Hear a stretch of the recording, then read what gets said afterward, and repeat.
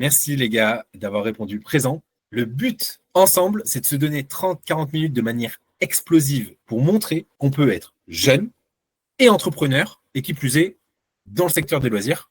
Vous êtes Théo, Tom, les plus jeunes que j'ai jamais rencontrés dans le secteur des loisirs, et j'ai l'impression du coup d'être un vieux daron qui dit ça.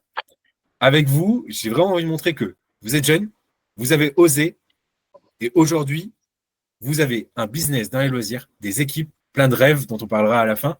J'ai vraiment envie qu'on montre ensemble la réalité de l'entrepreneuriat dans les loisirs. Souvent, on se fait une image de c'est cool, on divertit les gens et juste on s'amuse. Est-ce que c'est la réalité? Qu'est-ce que vous avez vécu? Qu'est-ce qui vous a donné envie d'entreprendre? C'est quoi le déclic que vous avez eu? Est-ce que vos proches vous ont suivi? Comment est-ce que vous êtes financé? Les galères que vous avez rencontrées? Et même aujourd'hui, comment est-ce que vous gérez le digital, TikTok, etc. Bref, 1 milliard de questions. Mais avant ça, Tom, est-ce que tu peux te présenter? Ouais. Eh ben écoute, déjà merci beaucoup pour cette petite, ce petit concept un peu sympathique. Enchanté, Théo, enchanté. Enfin, nous on se connaît, Benjamin. Je me présente, je m'appelle Tom Lothaire, j'ai 22 ans maintenant, pardon. L'habitude est de dire 21.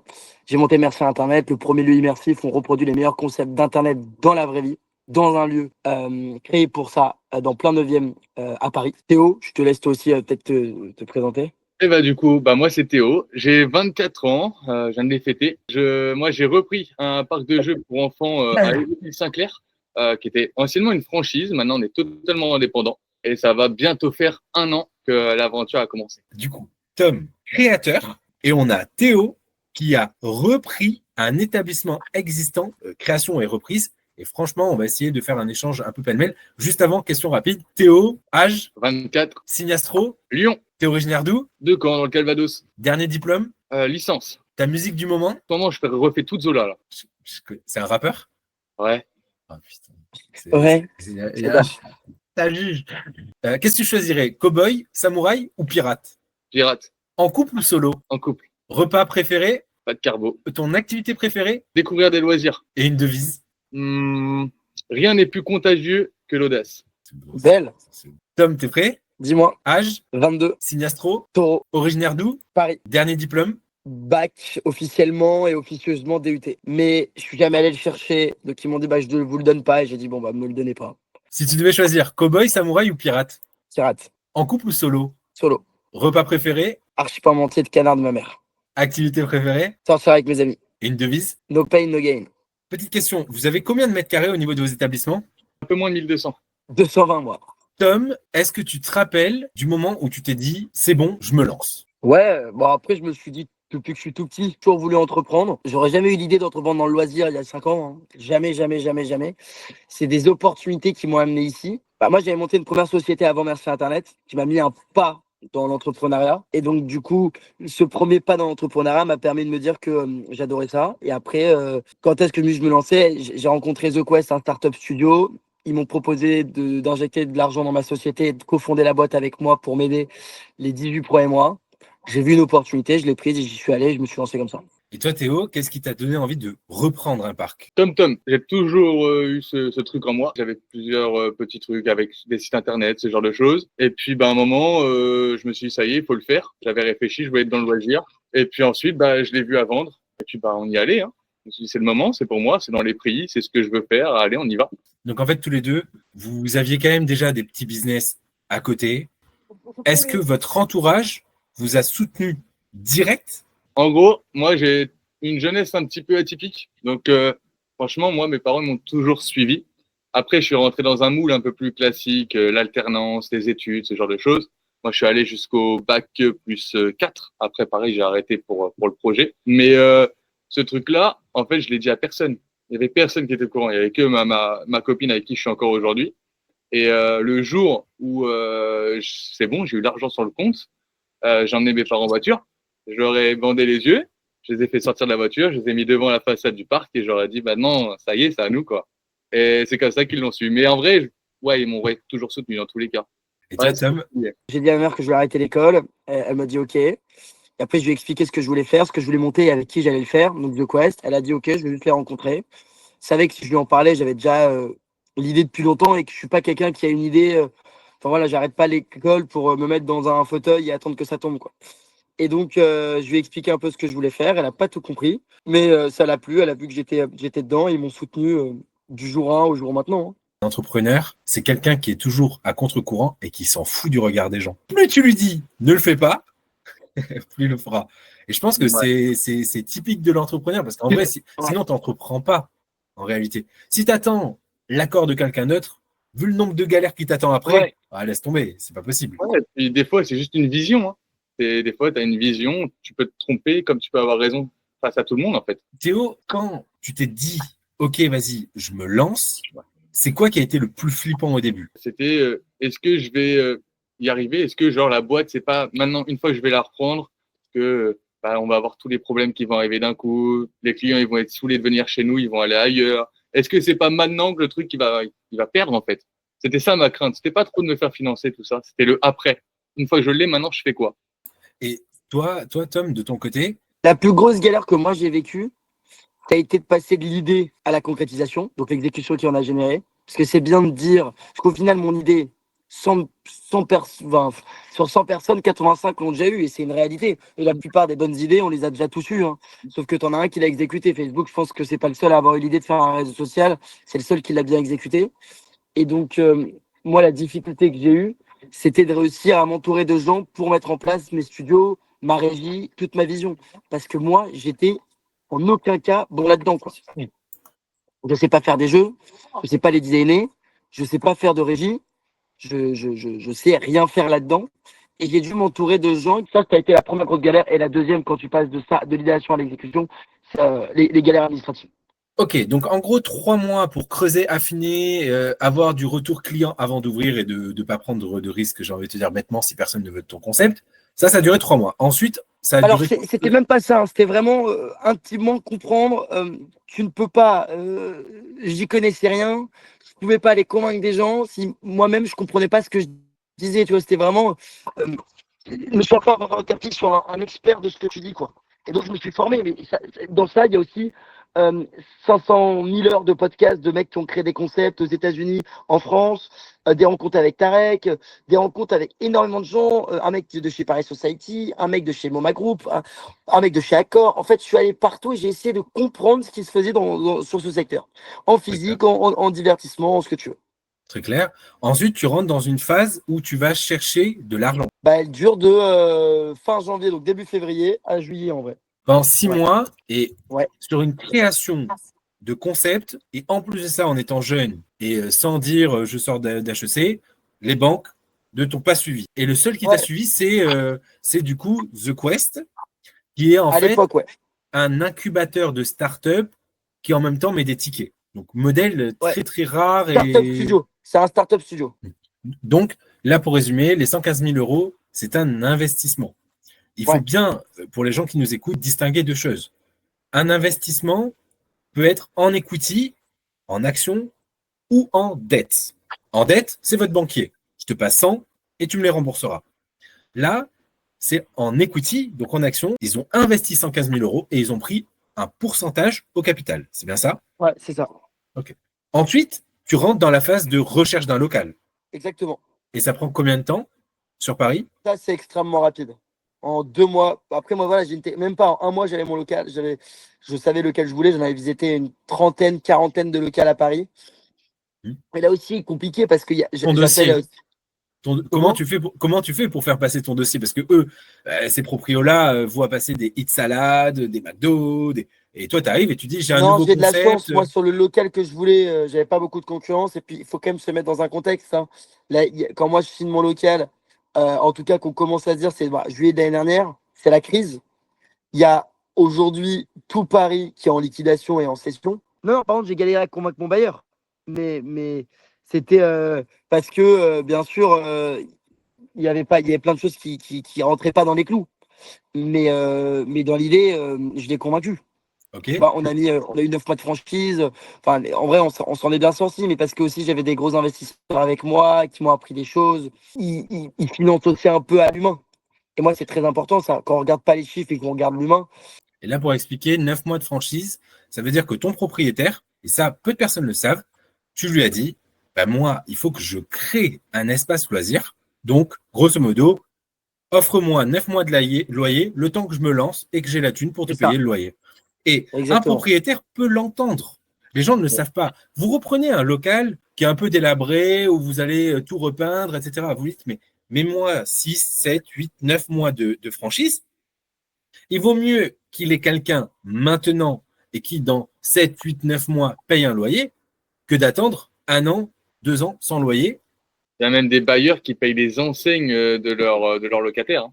Donc, 2 mois pour rechercher le local. OK, tu as le local. Et ensuite, tu comptes combien de temps pour normes ERP, la licence pour l'alcool, etc. Ça t'a pris combien de temps?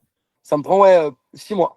Et encore, 6 mois, c'est pour la mutation de la licence. Mais si je te parle des galères administratives, ERP, handicapé, PMR. enseigne,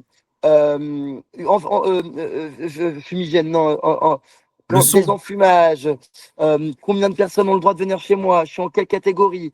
Ah non, mais aujourd'hui, j'y suis encore. J'y suis encore et je suis encore en train de parler avec la préfecture de quelque chose qu'ils ne comprennent pas. Tu n'en es. Quand tu crois que c'est fini, bah, t'es qu'au début de ta merde. Voilà, c'est ce que je peux dire. Et là, tu as pu ouvrir à ce moment-là, au bout de 6 mois. Ouais, j'ai pu ouvrir. De ton côté, Théo, tu as mis combien de temps à trouver le parc que tu voulais racheter? Bah, moi, ça va paraître beaucoup plus simple. Hein. Entre le moment où je l'ai vu sur Internet et le moment où je l'ai acheté, ça a mis 3 mois. Ok, d'accord. J'ai pas traîné, mais ouais. Ça a été quoi les étapes? En fait, le jour où j'ai trouvé. En fait, moi, j'avais un autre projet avant. Ça s'est pas fait. J'ai eu un laps de réflexion pendant 2 semaines. Pendant 2 semaines, je savais plus trop quoi faire. Un soir, je me fais chier. Je prends mon téléphone, je vais sur Session PME. Je vois, je mets les filtres, loisirs, le secteur, tout ça. Et je trouve le parc. J'envoie un copain. Est-ce que tu connais le propriétaire? Ouais, je le connais. Tiens, son numéro. Ok, j'attends le lendemain. J'appelle. Bonjour, je voudrais visiter le local. Ok. On me donne rendez-vous un mercredi. Je me rappelle, j'avais cours. Donc, je rate la matinée de cours. Je vais visiter. Et là, je ressors et j'en avais plein les yeux. Parce qu'en fait, j'ai vu le potentiel du truc direct. Il était pas beau. Hein. Il était vraiment pas sexy. Il était très vieillot. Mais j'ai vu le truc. En fait, ce qui suffisait, c'était la disposition des jeux. Enfin, c'était tout ça. Je suis ressorti. J'ai rappelé mon copain qui m'a donné le numéro de l'ancienne gérante. Et j'ai dit, ça y est, j'y vais. Il me dit, OK, j'appelle mon comptable. Je lui dis, bon, écoutez, le prévisionnel que vous m'avez fait pour l'autre projet, c'est mort. J'en veux bien un nouveau pour un autre projet. Il me dit, OK, c'est bon. Et puis, ça t'a pris combien de temps? Une semaine? Ouais, une semaine. Une semaine? Ce que tu appelles le prévisionnel, c'est le business plan qui te permettra d'avoir des prévisions. C'est-à-dire que tu mets les comptes historiques des dernières années de ce parc-là et tu dis, voilà, moi, ce parc-là, sur les 3 dernières années, a fait tant de chiffres, tant de coûts d'SFR, tant de coûts de ci, tant de coûts eau, etc. Moi, je peux renégocier, je peux apporter du digital, je peux avoir plus d'anniversaires, etc. Tu montres le truc en croissance. Qu'est-ce que tu fais ensuite avec ce business plan dans les mains? Je vais voir la banque. Hein. Je vais voir la banque. Moi, la différence de Tom, c'est que j'avais déjà des chiffres. Donc, c'est déjà un peu plus facile. Mais je vais te rejoindre quand même sur quelque chose. J'ai fait 2 banques. Une qui m'a dit non. Déjà, on m'a appelé. Donc déjà, c'est cool de dire non, de se faire appeler pour se dire non, c'est mieux que pas de réponse, je trouve. Et en fait, ce banquier-là, il me dit, je crois en votre projet, mais je vous finance pas pour 2 raisons. Enfin, pour une raison, c'est que vous n'avez pas d'antécédents de gérant. Je dis, mais pour avoir des antécédents de gérant, il faut me laisser gérer. Il me dit, ouais, mais mettez-vous en location-gérance. Je dis, non, je veux pas de location-gérance. Et du coup, après, je suis allé voir une deuxième banque qui, elle, pour le coup, elle a cru en l'humain, en fait, et elle m'a suivi directement. Donc, j'ai eu des problèmes aussi avec la BPI concernant l'apport et le montant du projet. Ça faisait partie de ma toute première erreur. C'est que j'ai pas pris assez d'argent pour bien aboutir le projet. J'avais pris un petit peu plus en me disant, comme ça, je peux avoir quelques galères, ça va aller. Et en fait, j'ai pas pris assez. En fait, si je prenais un petit peu plus, ne serait-ce que 1 euro de plus, mon dossier il passait en commission. Désolé de te couper, juste pour bien comprendre. Là, ça veut dire que tu es arrivé à passer seulement au niveau de l'agence. Donc, ça veut dire que c'est le directeur d'agence qui tamponne. Ça, c'est l'idéal parce que circuit court, c'est en local, il y a une proximité humaine. Mais admettons, moi, le prêt que j'ai pris sur le TOUG, c'était 50 000 dès le 2e mois où je me suis lancé au Crédit Agricole. C'était 50 000. Mais si je prenais 1 euro de plus, ça devait passer à Paris, etc. Et là, pour le coup, Ça passe avec des analystes, des risques, etc. Il y a moins le côté humain projet. Voilà. Ah, moi, je peux le dire, de toute façon, les chiffres, c'est public. Hein. Moi, le montant du crédit était 200 000 euros. Et si je prenais 200 000 et 1 centime, mon dossier il passait en commission. Ça t'a pris combien de temps, Théo, la partie banque, entre le moment où tu as ton prévis, tu fais tes petites slides, etc., et le moment où tu obtiens le prêt, ça prend combien de temps? Pareil, une semaine. Une Une semaine. semaine. Ouais, franchement, j'ai fait 2 banques, je les ai fait le même jour. Et puis, bah, il y en a une qui me dit non, l'autre qui m'appelle 30 minutes après pour me dire oui. Donc, en vrai, ça a été très rapide, quoi. Et là, sur les banques, 200 000 euros de prêt. Donc, cette fois-ci, bien redire, Tom, tu étais sur un modèle où ils ont pris des actions Ouais. en échange d'un investissement. Et là, Ouais. toi, Théo, ils mettent 200 000 euros, mais tu dois les rembourser avec un taux d'intérêt. À la fin, tu rembourseras Et ça, ouais, 205 000 euros. Et avec comme là, pour le coup, ça peut parler à un maximum de monde, c'est comme, là, pour le coup, c'est comme si on achète un appartement, une maison, il faut mettre de l'apport. Et ils t'ont demandé combien d'apports, là, par exemple? En gros, Si tu... en France, en général, hein, sur une entreprise classique, pour être bien, il faut être entre 25 et 40% d'apport. Aujourd'hui, c'est plutôt 50 avec la crise, de ce que moi je vois de mon entourage. Après, tout dépend du lieu et du montant que tu demandes. Hein. Donc là, pour 200 000, ils t'ont demandé de mettre entre 40 et 50 000 euros en apport perso. Ouais, j'ai mis chouille moins de 40. Ouais, par contre, la différence aussi, c'est que j'avais déjà des chiffres. L'entreprise, elle gagnait déjà de l'argent, elle était déjà rentable. C'est ça aussi qui a pesé dans la balance pour le montant de l'apport. Bien sûr. Et moi, j'ai fait tout l'inverse. Quand je parlais aux banquiers, j'ai dit je vais révolutionner le secteur. Ils n'aiment pas entendre ça, les banquiers. Non. Un banquier, par essence, il ne veut pas prendre de risques. Et il veut suivre des projets qui ont un impact local. Le banquier, il est toujours derrière son ordinateur. Mais si toi, tu arrives à lui dire non, mais en vrai, tes enfants pourront s'amuser chez moi, ils pourront faire leur anniversaire, etc. Mais ouais. Automatiquement, tu lui parles. Parce qu'il faut quand même rentrer dans un moule. Il y a quand même du vocabulaire, un lexique, une tenue à avoir. Tu vas pas aller à la banque, par exemple, même si ton banquier c'est ton copain, tu vas pas aller à la banque avec une chemise à fleurs et un short. Il y a quand même une tenue, il y a quand même du vocabulaire. Une Si le posture. banquier va forcément te poser des questions. Comme tu as dit tout à l'heure, hein, si tu sais pas ce que c'est qu'un EBITDA, si tu sais pas ce que c'est qu'un compte de résultat, un actif, un passif, le banquier va se dire il est mignon, mais il va pas y arriver. Après, moi, je suis tombé sur des banquiers où ils ne savaient pas ce que c'était eux, ça. Hein. Ouais, J'ai quand même parlé un mois avec le banquier, il me dit monsieur Terre, vous avez votre BP, vous sortez 25% Non, il me dit vous sortez 15% des bidas. Il me dit c'est énorme. Je lui dis ben c'est con parce que de base j'en sortais 35, mais mon courtier m'a demandé de baisser parce qu'il m'a dit que je pouvais pas être aussi rentable qu'une banque. Et il me dit mais pourquoi vous me dites ça? Je dis parce que j'ai l'impression que vous ne comprenez pas du tout ce qu'on est en train de créer. Vous faites 35% des bidas parce que vous avez des humains à tous les niveaux. Moi je fais 35 parce que j'ai des humains à aucun niveau. Donc en fait c'est juste de la logique. Tu vois. Et moi, j'avais quand même des gens autour de moi. J'espère qu'ils le regarderont. Bon, je pense pas. Mais à chaque fois, je leur fais des petits pics. Parce que j'ai vraiment eu en face de moi, et je n'utiliserai pas le mot qu'il ne faut pas utiliser, mais Des personnes qui cas ne comprenaient sociaux. pas. Non, des cas sociaux. Okay. Juste pour revenir, Théo, donc du coup, tu as les financements. À ce moment-là, tu signes un acte d'achat auprès du proprio. Non, le propriétaire, il a. Alors, ça s'est fait en 2 étapes. D'abord avec l'ancienne gérante. Donc déjà, j'ai dû rencontrer le propriétaire des murs. Parce qu'il y a ça aussi, à prendre en compte. Il y a le fonds de commerce et il y a les murs. Et il faut quand même que tous les 3, on soit d'accord. Donc là, c'est là où ça commençait à se compliquer un petit peu. Ensuite, déjà, on signe un acte d'achat sous condition. Je démissionne de mon taf. Ma copine démissionne de son taf et sinon, on travaille en couple. Ah, c'est beau ça. Ouais, c'est trop bien. On pourra en parler après. Je le conseille pas à tout le monde, mais c'est trop bien. Je travaille en famille, moi. Il y a ma mère qui vient m'aider, il y a mon père qui vient m'aider. C'est trop bien. Là, j'ai ma sœur qui est en contrat étudiante 35 heures pendant les vacances scolaires. C'est trop bien. Enfin, moi, j'adore. Les gars, on n'aura jamais assez de 45 minutes là, tous les 3.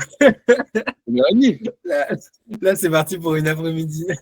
Non, ouais, donc du coup, pour y revenir rapide, en gros. Mais avec grand plaisir, c'était prévu dans les questions de parler de Lola notamment. Ouais, on fait donc du coup, on fait un acte de vente et c'est là où ça commence à poser problème. Donc, comme je viens de dire, tout le monde a démissionné. Moi, ça fait déjà 2 mois que j'ai plus de rentrée d'argent. J'avais un peu d'économie, j'y vais là-dessus. Et un beau jour, j'ai l'avocat qui m'appelle et il faisait beau en plus. Il me dit ça va bien. Je dis bah écoutez, de ce temps-là, ça peut que aller. Il me dit non, justement, je fais ah. Et en fait, il me dit, ouais, la vente, elle va certainement être annulée. Je dis, mais comment c'est possible? Et de là, il m'explique qu'en fait, le montant de la vente ne couvre certainement pas le montant des crédits, enfin de l'argent, des dettes, pardon, que doit l'ancienne gérante. Or, c'est elle qui a fixé le prix. Et donc là, je commence à m'inquiéter. Et en fait, il y a plein de choses qu'elle a mis sous le tapis. Et les avocats, en construisant le dossier, c'est moi, je suis pas passé par un notaire, je suis passé par mon avocat. C'est mon avocat qui a tout fait. En construisant le dossier, en l'aboutissant, ils se sont rendus compte de plusieurs choses. Et donc là, ça a commencé à être tendu. Bon, elle a dû négocier un petit peu. On a trouvé des solutions. Dans tous les cas, il faut trouver des solutions parce que j'avais pas le choix. Okay. Et après, ça s'est fait. Après, on a signé. On a fait un mois de passation où elle m'a appris le métier, où elle m'a fait rencontrer les clients les plus habitués, ce genre de choses, une routine, quoi. Et puis après, j'ai eu 2-3 problèmes avec les murs, ce genre de choses. Et après, c'est bon, c'était passé. Après, on rentre dans les vrais problèmes. Si je résume, tu t'es rapidement fait accompagner par un avocat. Ouais. Tu as signé l'acte d'achat. Puis quand tu dis la signature officielle, tu parles de quel document officiel? Parce que quand on achète une entreprise, c'est pas via un notaire, c'est pas comme une maison. Là, quel est le document qui acte? C'est session de fonds de commerce. Après, du coup, ils doivent publier un article. Je ne sais plus dans quel magazine. Ok. Donc, tu as racheté. Ouais. Parce que là, il y a deux possibilités. Soit tu rachètes la société existante. Ouais. Non, moi, j'ai racheté le fonds de commerce.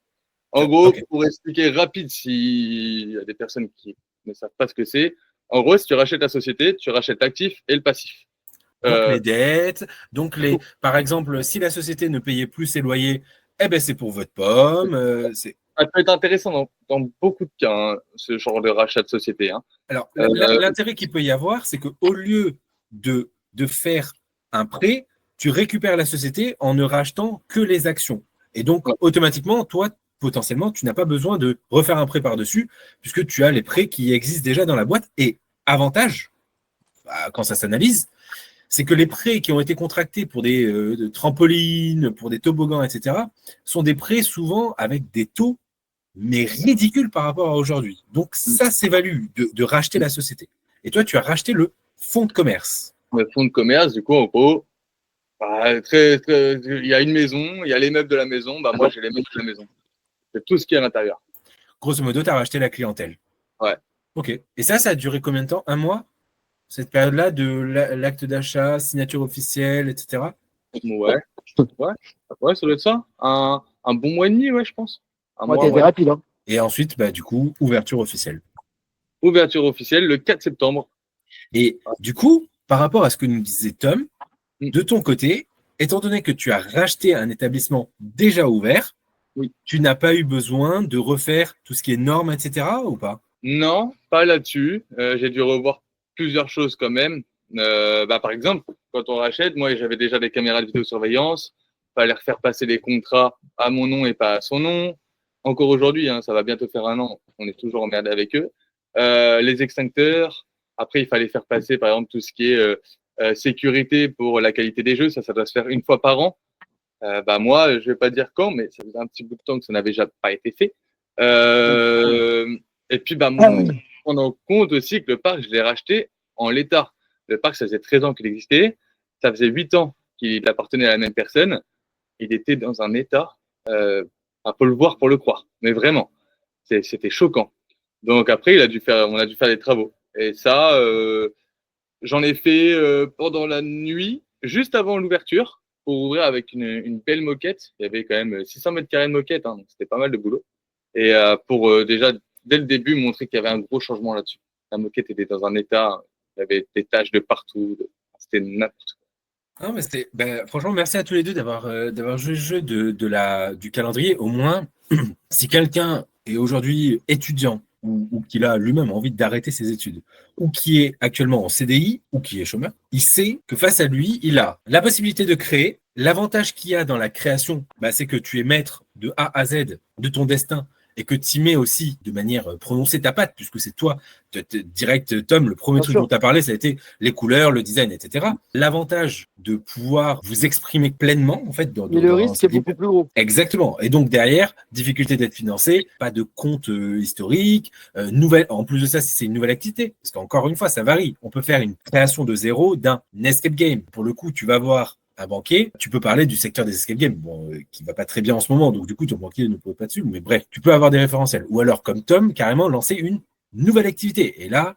Mais là, ça a été mon erreur. Et moi, si je devrais dire, et ce que je dis à tous les copains là, qui vont voir les banquiers, je leur dis, bon, John, en 2025, je prie pour toi, mais je pense que tu vas te prendre un mur, sauf si tu es riche, mais que tu me l'as pas dit, et que tu te mets en caution personnelle. Je le conseille à personne. Caution personnelle très grave, parce que si tu le fais et que tu rembourses pas, ils viennent te chercher. Et le dernier conseil que moi je donnerais, même si je suis personne pour en donner, c'est vraiment n'ayez pas de l'ego. Tu as un nouveau concept, un nouveau format.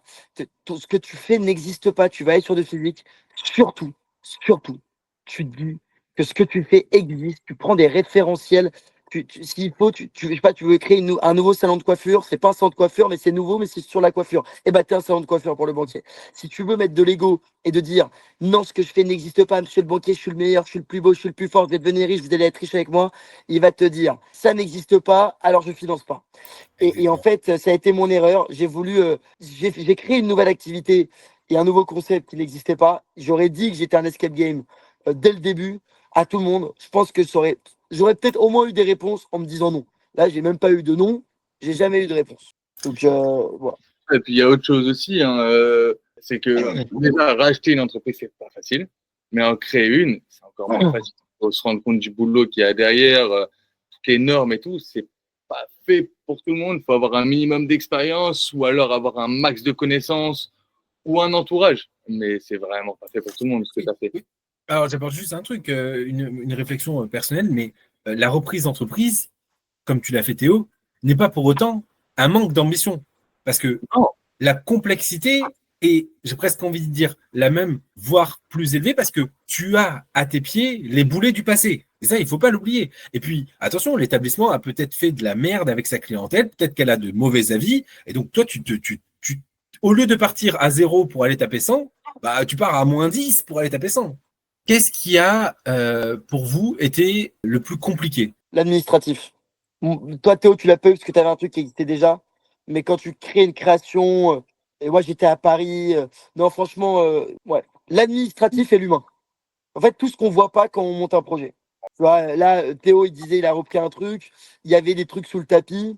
L'avocat l'appelle, lui dit ça. C'est comme, il doit négocier avec les murs, les fonds de commerce. Entre une idée et la mettre en place, surtout sur du physique, il y a plein de choses où on ne se rend pas compte. Les dépôts de garantie, bon, là, toi, tu avais racheté une affaire, donc tu n'avais pas besoin de faire de dépôt de garantie, mais vraiment, l'argent, pour moi, n'était pas un souci, c'était vraiment l'administratif. Parce que tu es face à des gens où tu as des délais incompressibles, où tu ne peux rien faire, rien dire, et tu dois juste acquiescer et encaisser. Et c'est extrêmement dur, surtout quand tu n'es pas un voleur, tu n'es pas un escroc, toi, tu as juste envie de faire ton pain et créer une activité, quoi. Et au final, payer tes impôts. Théo, de ton côté, tu as dit, quand tu as repris le parc, donc du coup, il n'y avait pas ou plus de salariés, comment tu as fait pour les recruter? Et pour la petite anecdote, du coup, Lola, ta copine, travaille avec toi. Et comment ça se passe de travailler en couple? Ça peut bien se passer, ça peut très mal se passer aussi. Ça, c'est faut apprendre. En vrai, c'est un apprentissage. Nous, tu vois, on a ouvert en septembre. En octobre, on était dans le dur. Franchement, l'activité qui commence à exploser avec les vacances scolaires, tous les problèmes qui commencent à arriver aussi en octobre, la fatigue. Et en octobre, je tombais dans mon bureau de fatigue. J'étais vraiment mort. Et après, en fait, tu l'apprends. La technique que je peux donner à tout le monde, c'est en fait chacun reste à sa place. Si son boulot c'est de faire la compta. Si t'aimes pas, si elle s'est trompée dans la compta et que toi tu penses avoir fait mieux, bah fais-le ou tais-toi. Et inversement, si toi tu es au comptoir, tu accueilles les clients et que tu n'es pas content de ton accueil, mais c'est ta mission à toi, soit elle le fait, être en place, soit elle se tait. Chacun sa place. Chacun son rôle, en gros. Ça, c'est le truc. Et après, bah, mon premier entretien que j'ai fait, j'avais pas encore le parc. Je l'ai fait à distance. J'ai pas rencontré la personne en physique. J'ai vu que en visio. On n'avait pas On n'avait pas les lieux encore, je pouvais pas faire l'entretien au parc, ce genre de choses. Donc, franchement, j'avais pris parce que, par exemple, il y avait le BAFA, il y avait quelque chose que je ressentais bien. Je me suis carrément planté, hein. Au bout de, je sais pas moi, un mois, on a arrêté. Et puis, après, c'est de l'apprentissage, c'est du feeling, Ouais, de ouf. mais il y a pas en vrai, pour le coup, et je pense que n'importe qui sera d'accord, là-dessus, il n'y a pas de recette miracle. C'est un Non. petit peu au petit bonheur la chance.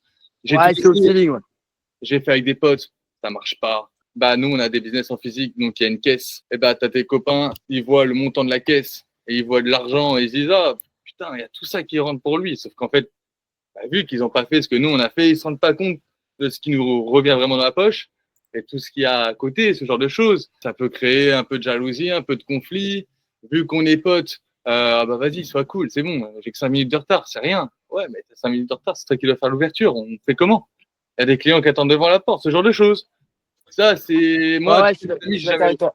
Bah, Très dur de travailler avec ses copains, je l'ai fait 2-3 fois. Moi, c'est vrai que l'humain, moi, c'était la première fois aussi quand j'ai ouvert en mai, j'ai viré tout le monde au bout d'un mois, la plupart des gens qui travaillent avec moi. Parce qu'en fait, et tu fais des erreurs. Et en fait, on te l'apprend pas à l'école, ça. Donc, en fait, c'est vraiment, t'es dans mais le dur, quoi. rien que ce que tu viens de dire là, j'ai viré tout le monde. Putain, mais moi, avant de virer, je vous ai dit, je l'ai viré au bout d'un mois, mais ça faisait déjà 3 semaines que j'étais en train de préparer mon truc dans ma tête. Comment je vais lui dire, comment. Moi, en tout cas, le social, l'humain, c'est le plus dur. c'est le plus compliqué. Virer, Et, c'est pas facile, hein. et On pense que- juste par rapport à ce que tu as dit, Théo, sur la caisse, etc., et l'argent qui rentre, aujourd'hui, vous générez combien de chiffre d'affaires par mois ou par année sur vos établissements, si vous souhaitez le dire? Moi, je peux donner une fourchette si tu veux l'année. Nous, on va faire entre 220 et 280. Et pour donner un ordre d'idée, là, ça va faire un an, du coup, que j'ai l'activité. Et par contre, ça, je peux le dire, on a fait un petit peu plus de 30 000 de CA. Ah, tu as augmenté de 30 000. Ouais. Ok, d'accord. Tu as fait gagner 30 000 euros de chiffre d'affaires par rapport à ce que la femme faisait avant. Ok, Exactement. et tu fais en moyenne 250 000 euros de chiffre d'affaires. Est-ce que tu te verses un salaire aujourd'hui? Ouais, tout petit. Tout Ok. petit. Il y a encore des mois où je me paye pas parce que je pense que Tom, il vous l'expliquera mieux que moi, mais on est en France, il y a plein de taxes qui tombent d'un peu partout, des trucs qu'on n'est même pas au courant. Ouais, Genre, écoute, on n'est pas au courant, ça, c'est le grand truc de la France, ça. Hello, hello, ouais, je te La donne l'argent. SACEM, Toi aussi, tu me donnes l'argent, mon poulet. la SACEM, parce que vous mettez de la musique. Et puis, tu vois, par exemple, je sais pas, moi, une taxe, tu connais même pas l'existence, tu reçois dans la boîte aux lettres, tu vas te renseigner un petit peu, on va taper au bout d'une semaine, ouais, vous avez pas payé, on dirait qu'on est des voyous, qu'on est des bandits, mais non, juste, attends, avant de payer, je voudrais juste savoir c'est qui, ça va chez qui, ça sert à quoi, plein de trucs comme ça. Donc, il y a encore des mois où je me paye pas, mais moi, le but, c'est de laisser un maximum dans la boîte pour ensuite se développer. Ma boîte, c'est pas quelque chose, enfin, c'est pas cette boîte qui va me rendre millionnaire, c'est pas cette boîte qui va, ça y est, on pourra passer la retraite avec. C'est plus un tremplin. Et donc, je me prive beaucoup pour que la boîte se porte le mieux possible pour que demain soit meilleur. Ok. Belle. De ton côté, Tom, Ouais. toi, tu as ouvert courant Le 2025. 14 mai. Donc tu n'as pas encore le 15 mai. recul. T'as pas encore le recul sur une année. Tu fais combien en CA par mois? Grosso modo, là, à date, on est du 15 mai à fin août, on va être entre 80 et 100. Donc, sur des mois d'activité qui sont extrêmement faibles, sur le fait qu'on est aussi sur quelque chose qui n'existait pas, dans un lieu qui n'existait pas, dans un concept qui n'existait pas, avec très peu de budget ads, avec des nouvelles stratégies qu'on va mettre en place et avec surtout une évangélisation. On a énormément de gens qui nous appellent. Ah, mais comment ça se passe? Ah, mais comment ça se passe? Ah, mais ok, mais est-ce que c'est exactement pareil? Est-ce que si, est-ce que ça? Et je prends un temps énorme de le faire, mais on le voit, on perd une grosse clientèle aussi parce qu'on a créé des jeux où on a un minimum de joueurs. Aujourd'hui, en septembre, on enlève ce minimum parce qu'on va offrir l'opportunité aux gens de se reconnecter entre eux avec des gens qui ne connaissent pas. Et tu vois, on en parlait hier, Benjamin, le mois de juillet a été exceptionnel pour nous. Le mois d'août est très fort et qu'aujourd'hui, on a une petite notoriété sur Paris, sur la team Moonlink, parce que je communique beaucoup sur LinkedIn. Et donc, non, on a signé en B2B en août le CA qu'on avait fait en juillet, pratiquement. Donc, on est quand même sur voilà, une ascendance. Mais maintenant, voilà, quand on dit que c'est beau, mais il y a des dettes, on doit énormément d'argent, Le à droite, à loyer, gauche, le loyer. On paye pas toujours tout en temps et en heure parce qu'on peut pas, parce que voilà, tu es dans un pays qui a ses qualités et ses défauts, mais c'est qu'il faut pas croire qu'aujourd'hui, même si tu es rentable et que ton activité prospère, c'est une super métrique pour le demain. C'est-à-dire que tu vas payer tout le monde, tu vas réussir à générer du cash à long terme, c'est super. Mais à date, aujourd'hui, c'est extrêmement compliqué de tout bien gérer. Faut gérer bien l'humain, faut bien le payer, faut aussi bien gérer tes dettes, faut bien gérer ton comptable, faut bien gérer ce que tu dois à l'État. Il y a tout un micmac qui fait que, voilà, sur la longueur, la longévité, tu te dis que tu es bien et que tu as un super concept. Et sur l'actuel, tu te dis, OK, au moins ce qui est bien, c'est que je peux rester que pied sur terre parce que je n'arrive pas à sortir la tête de l'eau, quoi. Et c'est normal. Tu Comment? penses que tout sera structuré dans combien de temps, toi, chez toi? Mon objectif, c'est fin septembre, début octobre, commencer et y être beaucoup moins. Donc, d'avoir complètement structuré la chose pour qu'elle tourne sans moi. Rester sur le côté admin, parce qu'aujourd'hui, j'ai un bras droit qui m'aide là-dessus et c'est très bien. Et sur le côté humain, mais vraiment aller commencer à développer la société autre part, parce qu'on a vraiment une petite poule aux yeux d'or, hein.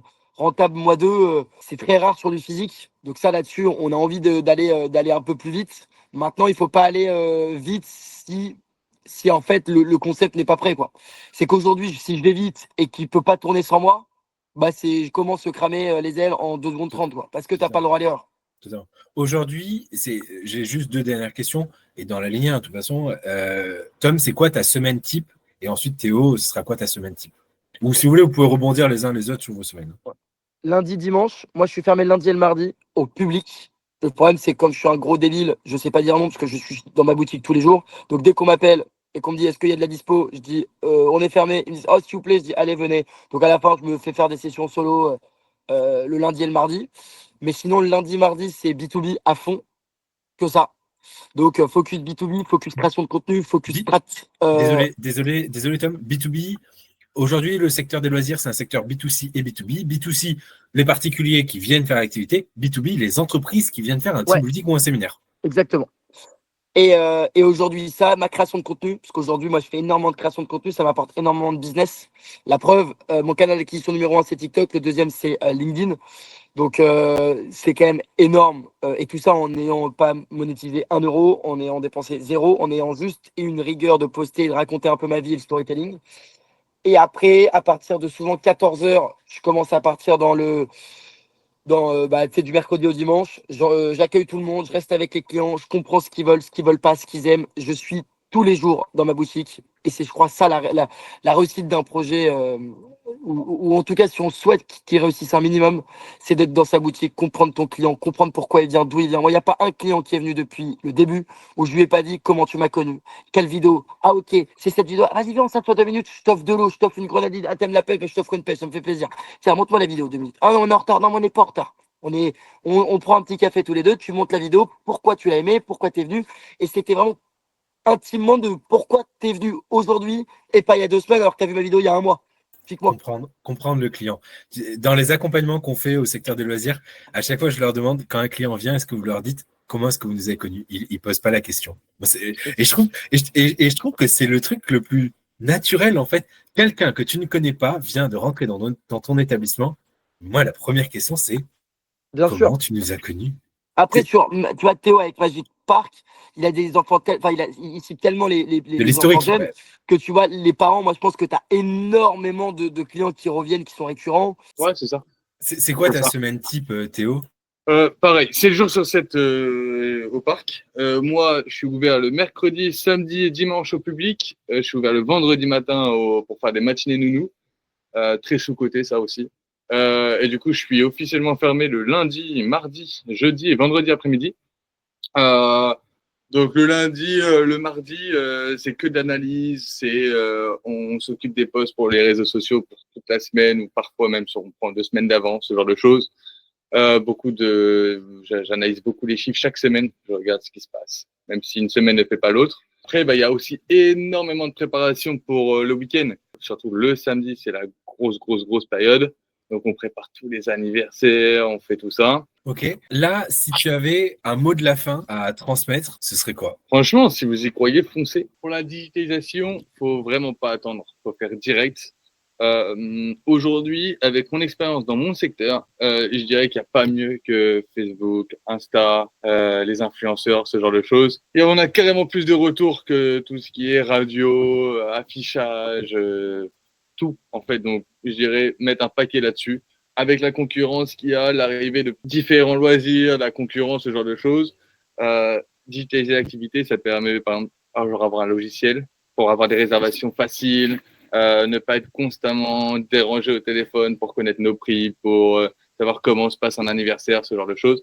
Moi, ce que j'ai fait, c'est que j'ai un logiciel et on redirige de notre logiciel vers nos réseaux sociaux. Comme ça, s'ils veulent plus d'informations, ils ont des vidéos où on se met en avant avec mes équipes et moi-même, où il y a encore plus d'informations. Sur Instagram, on a des bulles permanentes avec nos formules anniversaires. Enfin, c'est là tout le temps. On est archi dispo. Bah, merci beaucoup Théo, merci pour ton temps, merci pour ton retour d'expérience.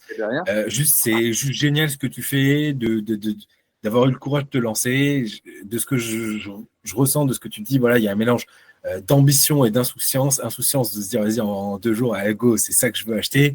Et d'ambition de te dire, ok, je veux l'améliorer et même d'humilité en te disant, j'ai encore rien fait. Donc franchement, juste merci Théo pour ton temps. Et on passe de suite au mot de la fin de Tom. Allez. Ok, et maintenant, le mot de la fin, côté Tom. Ouais, et ben le mot de la fin, vraiment, si vous avez une idée ou quoi que ce soit, ou un projet ou quelque chose à monter, ne vous dites pas que c'est pas possible. Tout est possible, il faut le faire. Il faut en tout cas essayer de le faire. Il y aura tout le temps des problèmes que vous avez pas, que vous connaissez pas, qu'on vous a pas dit, parce qu'on les a pas eu. Théo a eu des problèmes que j'ai pas eu, j'ai eu des problèmes qu'il n'a pas eu. On aura toujours des problèmes qu'on n'a pas, mais si on veut y aller et qu'on a une vision, il faut y aller, il faut se développer, il faut le faire, et il n'y a que ça aujourd'hui qui fait qu'en France, tu arriveras à manger du pain de bonne qualité. Trop cool. Bah, merci beaucoup. Franchement, hyper content d'avoir eu un profil comme le tien, jeune et créateur, et un profil comme Théo, jeune et repreneur. Et en fait, il y a du positif et du négatif dans les 2 cas. Il n'y a rien qui est jamais parfait. Dans tous les cas, il faut juste se lancer et faire face à toutes les galères tous les jours. Tu as tout compris. Et c'était super. Merci à toi, Benjamin, d'avoir fait ce rendez-vous qui est top et qui permet à tout le monde de voir un peu les différents profils, les différents chemins qui peuvent être possibles. Et bravo à Théo aussi pour ce qu'il a fait. Il a été extrêmement rapide et respect à lui. Non, vous deux, vraiment. Et ciao! Ciao!